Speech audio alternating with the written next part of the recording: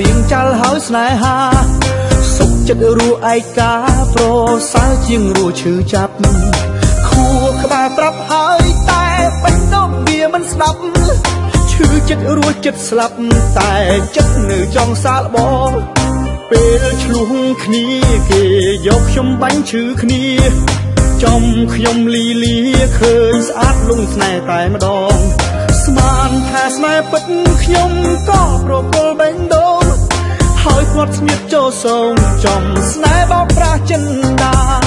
មិនបានប៉ុន្មានស្រាប់តែគេត្រូវគ្នាវិញដកកងសាគួរចេញព្រោះគេលែងត្រូវការយកជំនួសមួយផ្លែត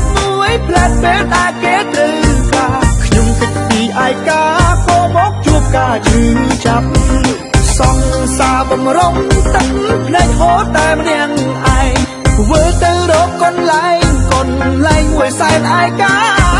ឈឺម្ដងនេះសូមលាហើយពាក្យថាស្នេហាលាលែងហ៊ានប្រាថ្នាអូផាមានពឹងសងសាបំរុងហូរតែភ្នែកតែម្នាក់ឯងដូចជាខ្លែងបាច់ខ្សែតែទៅលើលេហារួចដូចជាស្លាប់បាត់ទៅដូចទូរស័ព្ទមានតែទួអត់ស៊ីមគ្មានសេវា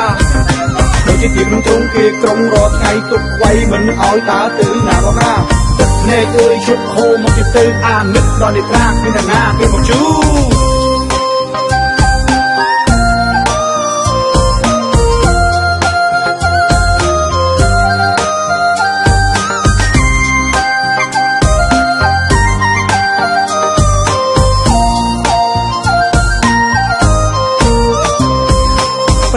ខ្លួនឯងថារៀងចាល់ហើយស្នេហាសុខចិត្តរស់ឯកាប្រសើរជាងរស់ឈឺចាប់ខួរក្បាលប្រាប់ហើយតែបេះដូងវាមិនស្ដាប់ឈឺចិត្តរស់ចិត្តស្លាប់តែចិត្តនៅចង់សាកល្បងពេលឆ្លុះគ្នាគេយកខ្ញុំបាញ់ឈឺគ្នាចំខ្ញុំលីលាឃើញស្អាតលងស្នេហ៍តែម្ដងស្មានថាស្នេហ៍ពិតខ្ញុំក៏ប្រគល់បេះដូងហើយគាត់ស្ងៀមចូលសងចំស្នេហ៍បោកប្រាស់ចិនដាមិនបានប៉ុន្មានស្រាប់តែគេត្រូវគ្នាវិញដកកងសាគួរចេញព្រោះគេលែងត្រូវកា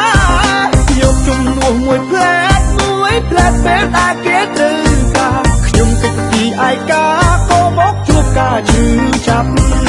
សង្សារបំរុងទឹកភ្នែកហូរតែម្នាក់ឯងធ្វើទៅរកកន្លែង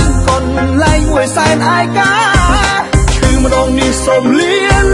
ហើយពាក្យថាស្នេហាលាលែងហ៊ានប្រាថ្នាអូផាមានពឹងសងសាបំរុងហូរតែភ្នែកតែម្នាក់ឯងដូចជាខ្លែងដាច់ខ្សែតែទៅលើលេហារួចដូចជាស្លាប់បាត់ទៅដូចទូរស័ព្ទមានតែទួអត់ស៊ីមគ្មានសេវាដូចជាទីក្នុងទ្រង់គេក្រុងរត់ថ្ងៃទុកໄວមិនឲ្យដើរទៅណាមកណាទឹកភ្នែកអើយឈប់ហូរមកទៅអានិតដល់នេត្រាមានណាគេមកជួ